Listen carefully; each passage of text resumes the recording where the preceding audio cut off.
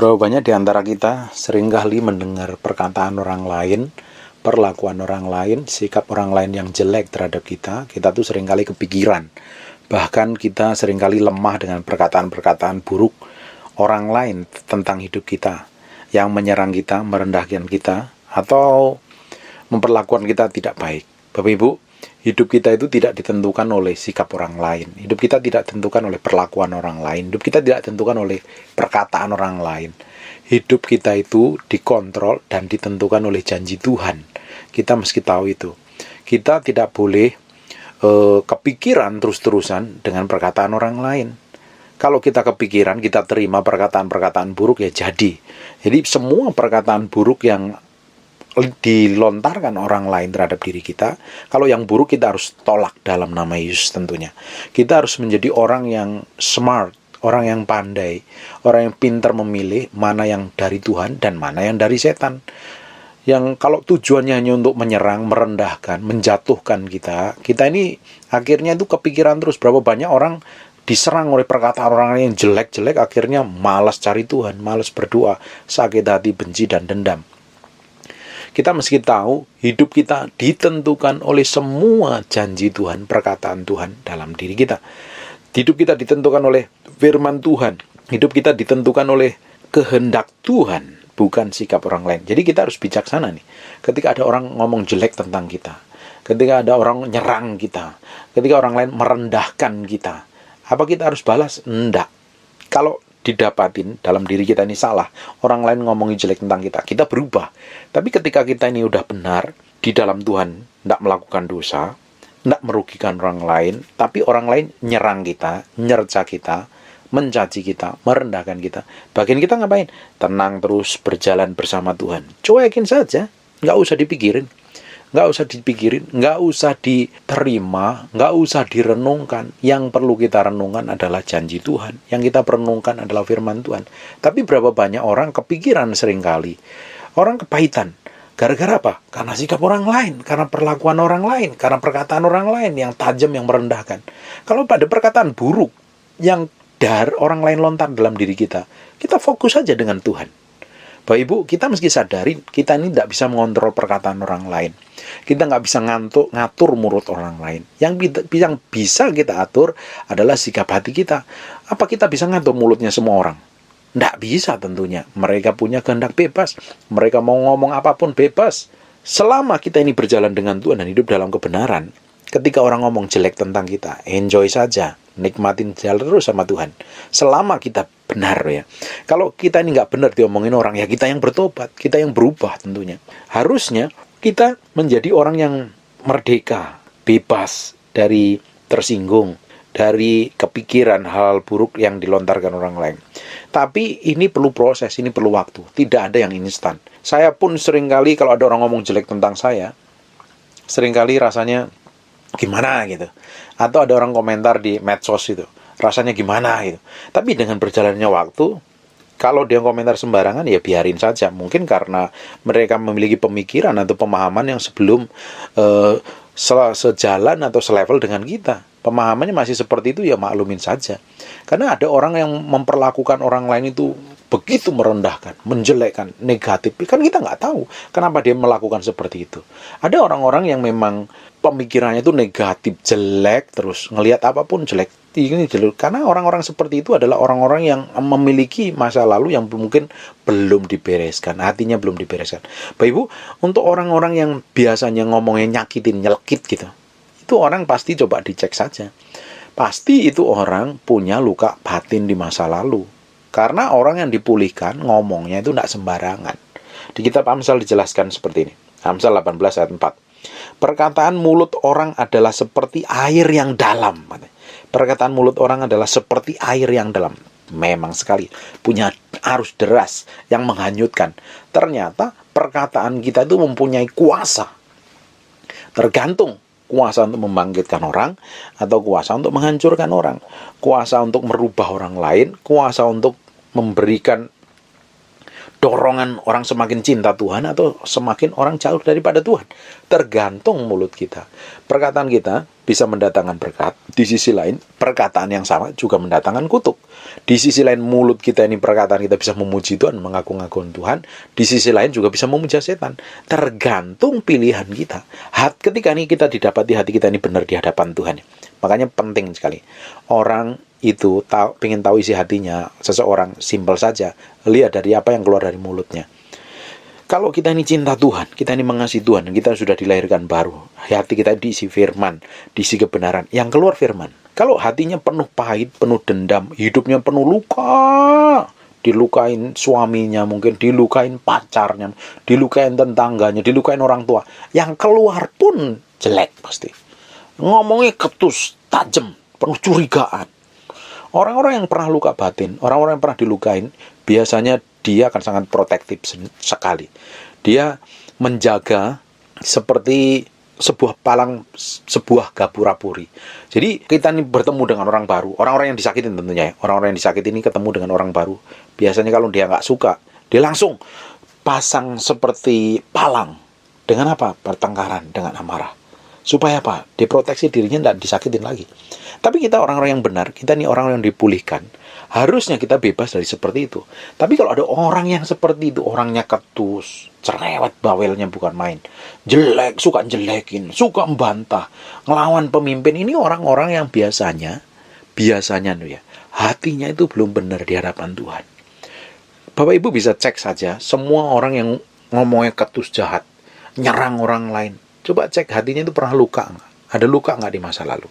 Ada luka batin nggak? Pernah disakitin apa nggak? Dia selalu, kalau mengalami luka batin, biasanya akan terekspresi lewat, biasanya, sikap, kelakuan, dan perbuatan. Bisa juga lewat postingan. Tapi orang-orang yang free, orang yang merdeka, hatinya merdeka, dia ngomong, yang diomongin itu janji Tuhan. Yang diomongin itu kebenaran. Bukan unek-unek hatinya, bukan emosinya. Jadi kita ini orangnya, kita secara pribadi itu harusnya bebas. Bebas. Hati kita ini merdeka. Hidup kita itu merdeka. Murni, hati kita ini harus dipulihkan setiap hari. Makanya diizinkan semua masalah, persoalan, himpitan itu sebenarnya memurnikan hati kita. Dan semua luka batin yang pernah kita alami di masa lalu, itu juga harusnya dimurnikan. Ketika luka batin kita di masa lalu dipulihkan, yang memulihkan tentunya Tuhan, tidak ada solusi lain. Psikiater tidak bisa memulihkan luka batin. Yesus yang bisa memulihkan luka batin kita. Kita mesti datang kepada Tuhan. Ketika luka batin masa lalu karena dikecewain, disiksa, dianiaya, dilecehkan, atau apapun juga yang membuat tergores yang di dalam ini, harusnya bersih, normal. Kalau kita ini bersih, bebas, normal di hadapan Tuhan, orang ngomong apapun juga, orang mau rendahin kayak apapun, kalau di dalam ini jati dirinya udah mau normal di hadapan Tuhan, diserial lahir baru loh, benar-benar loh. Nggak pernah pusing, karena yang difokusin adalah janji Tuhan, yang jadi pusat perhatiannya adalah Tuhan sendiri, bukan perkataan orang lain. Orang boleh ngomong apa saja, tapi kalau di dalam diri kita dipulihkan, Bapak Ibu, kita harus merdeka dalam hal ini. Jadi perkataan orang itu, perkataan mulut orang adalah seperti air yang dalam. Air yang dalam itu artinya punya arus, punya dorongan powerful, punya kekuatan yang powerful, bisa menghanyutkan orang itu, bisa menghanyutkan dalam kebaikan, juga bisa menghanyutkan dalam hal buruk. Mudah sekali orang-orang yang belum dipulihkan, orang-orang yang hatinya pernah luka di masa lalu, ketika kita ngomong keras sekali itu luka. Makanya Bapak Ibu yang punya anak-anak, jangan jaga hatimu, jaga mulutmu, jangan ngomong sembarangan pada anakmu. Yang punya pasangan hidup, jangan ngomong sembarangan. Sekalipun marah, usahakan kontrol. Karena perkataan-perkataan kita itu seringkali melukai orang. Melukai orang dan sembuhnya lama. Sembuhnya lama sekali. Bisa kita ngomong 1 menit, tapi sembuhnya bisa bertahun-tahun dan membuat luka di dalam. Itu kita mesti jagain. Jangan sampai kita ini menjadi orang yang serampangan, ngomongnya ngaco, ngomongnya serampangan, nggak ada bobot dan otoritasnya. Bapak Ibu, kalau kita ini mau memiliki kuasa dan otoritas dan perkataan kita doain orang sakit sembuh.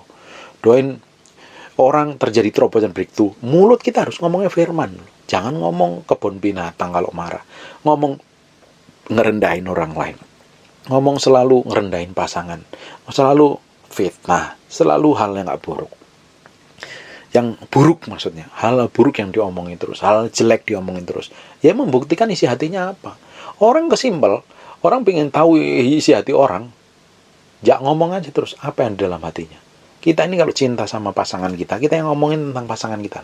Kita sama juga kalau kita ini cinta dengan Tuhan, yang kita omongin tentang Tuhan. Kalau Bapak Ibu yang di dalam ini isinya firman, yang keluar firman. Tapi kalau yang Bapak Ibu di dalam isinya pahit, benci, jengkel, dendam, yang keluar pun juga sama. Bapak Ibu nulis postingan di Facebook, di IG atau dimanapun mencerminkan isi hatimu kok. Karena yang di dalam ini manifestasinya keluar melalui mulut kita. Itu yang tidak bisa dibohongin. Perkataan mulut orang adalah seperti air yang dalam, tetapi sumber hikmat seperti batang air yang mengalir. Tapi kalau mulut perkataan seseorang itu memiliki hikmat, pengetahuan itu bisa membangkitkan orang, bisa merubahkan orang, mendorong orang semakin cinta Tuhan. Amsal 17 ayat 27, orang yang berpengetahuan akan menahan perkataannya. Orang itu kalau ada hikmat, permulaan hikmat adalah hidup takut akan Tuhan. Kalau orang itu ada hikmat, ada pengetahuannya di dalamnya. Istilah orang dunia itu bilang orang makan bangku sekolah.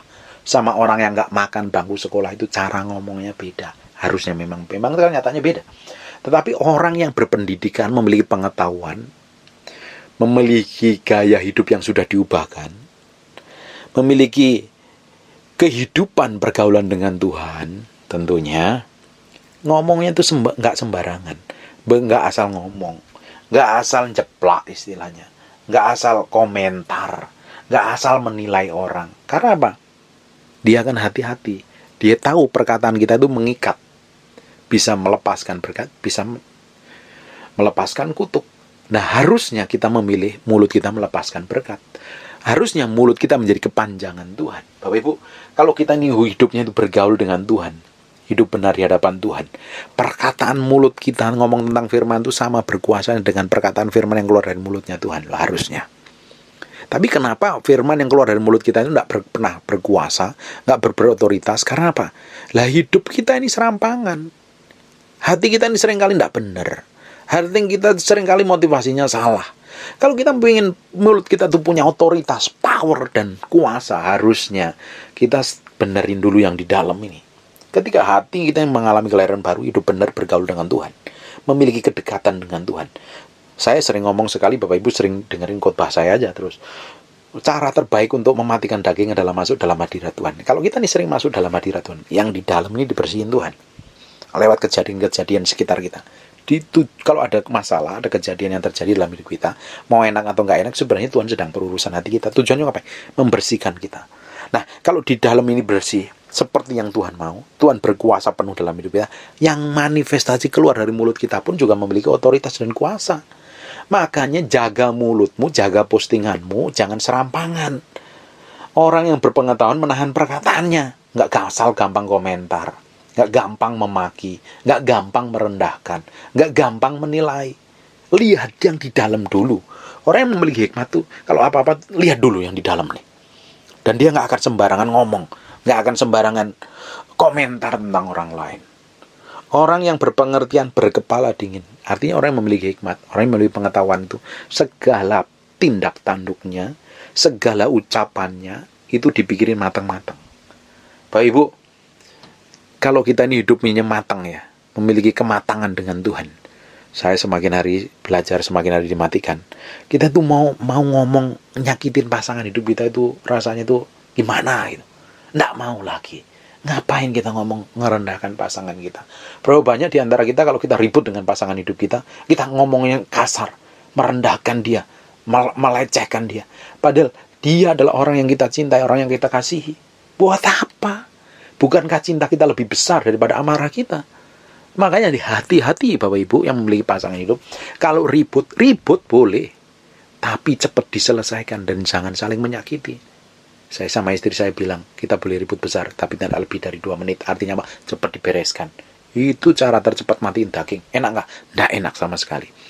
Nah, kita harus memiliki komitmen yang benar ini di hadapan Tuhan nih. Jangan ngomong sembarangan sama pasangan hidup kita. Ngomong sama anak kita. Ngomong sama orang lain. Ngomong sama orang tua. Kita serampangannya sembrono. Mulut kita tuh punya kuasa, punya otoritas. Jangan sampai mulut kita tuh menyakitin orang lain. Dan kita pun juga bebas dari rasa sakit hati, benci, dan dendam. Ngomong hati-hati, bersikap hati-hati. Nggak gampang orang ngomong jelekin kita nih, kita termakan. Cuek aja. Kalau hidup kita benar, jalan aja terus sama Tuhan. Apa yang dipusingin? Makanya hati-hati. Kalau kita suka merendahkan orang lain, pasti apa yang kita lakukan itu akan orang lain lakukan sama kita. Hukum tabruk itu terjadi. Kalau kita suka menjelekkan orang lain, suatu hari orang akan menjelekkan kita. Makanya ini sikap, perkataan, perbuatan, dan pikiran ini harus benar. Hati juga harus benar di hadapan Tuhan. Supaya kita ini didapati menjadi orang yang berkemenangan setiap hari.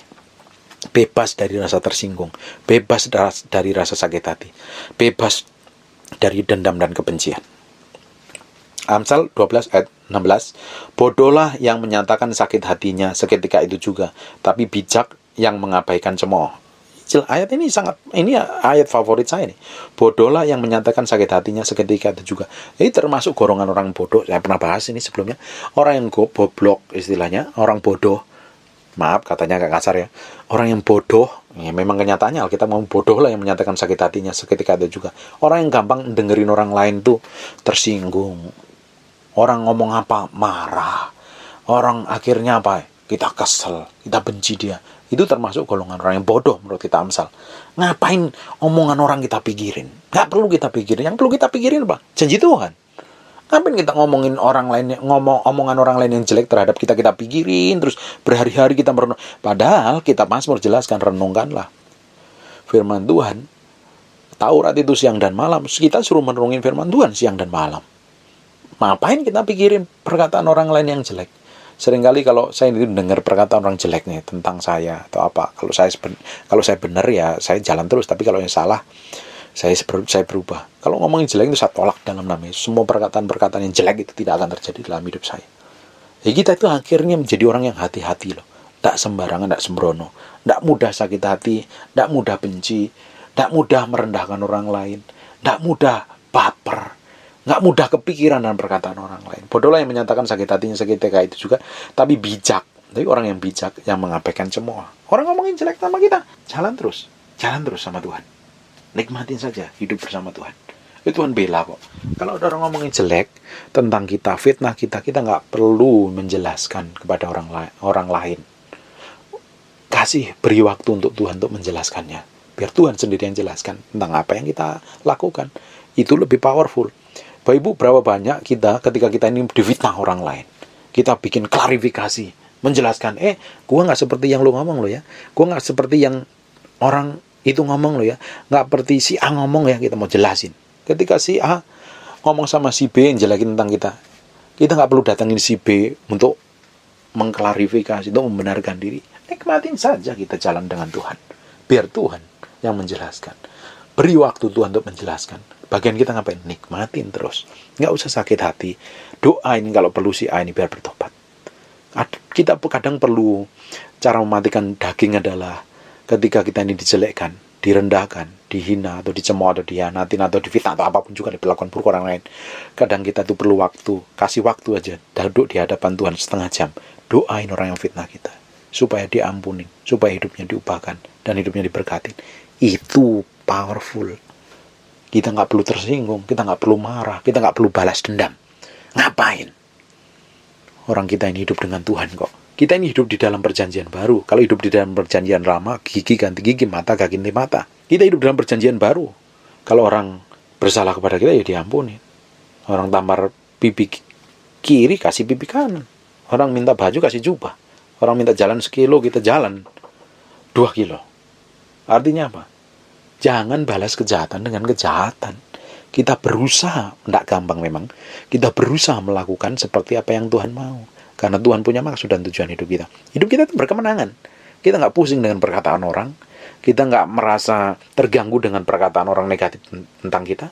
Kan kita nggak bisa ngatur mulutnya orang. Mau ngomong baik, mau ngutukin kita, mau memberkatin kita nggak bisa atur. Dia punya hak. Dan dia sendiri yang akan bertanggung jawab atas apa yang dilakukan dalam hidupnya suatu hari nanti. Karena setiap perkataan kita ini, kita akan bertanggung jawabkan di hadapan Tuhan. kita akan bertanggungjawabkan di hadapan Tuhan. Jadi nggak bisa main-main ini. Bapak Ibu, Matius pasal 12 ayat 36 ngomong begini.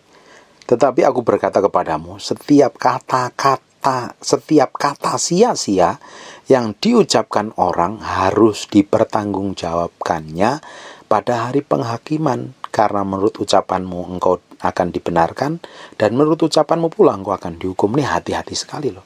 Setiap kata loh.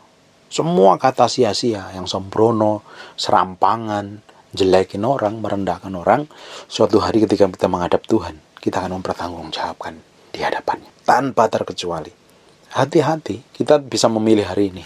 Kamu milih tersinggung dengar perkataan orang lain, kamu bisa serang balik, atau kita memilih ngomong yang baik memberkatin dia. Hidup kita bahagia. Hidup kita tidak disetir, tidak ditentukan oleh perkataan orang lain. Hidup kita tidak ditentukan oleh penilaian orang lain terhadap diri kita. Hidup kita ditentukan oleh semua janji Tuhan dalam diri kita. Tuhan mau kita itu hidup berkemenangan, hidup merdeka, semakin dipakai Tuhan. Hidup menjadi serupa segambar dengan Kristus, memiliki pergaulan dengan Tuhan, mengerti isi detak jantung Tuhan. Tuhan mau seperti itu. Orang lain, kebanyakan orang lain Bapak Ibu, kebanyakan orang lain tuh sukanya ngomong jelek dibanding ngomong yang baik. Jadi nggak usah pusingin perkataan orang. Dan kita pun juga nggak boleh ngomongin jelek tentang orang lain. Kita banyak ngomong janji Tuhan atas hidup orang yang kita omongin. Lebih ngomongin kebaikan daripada ngomong keburukan. Dan tentunya semakin hari mulut kita punya otoritas, mulut kita punya kuasa. Orang Jawa bilang sabdo pandito ratu. Memiliki otoritas dan kuasa mulutnya. Ngomong A jadi A, ngomong B jadi B. Bukan karena kita apanya, karena Tuhan menyertai kita, Tuhan mengurapin kita. Kita datang ke orang sakit, sembuh. Kita ngonselingin orang-orang, dipulihkan Tuhan. Bukan karena kita yang gagah, bukan karena kita yang perkasa, tapi karena ada roh Tuhan yang menyertai kita, yang mengubahkan kita, yang hidup berjalan setiap hari bersama kita. Hidup kita semakin hari, semakin powerful. Dan tentunya nama Tuhan yang dipermuliakan. Amin. God bless you.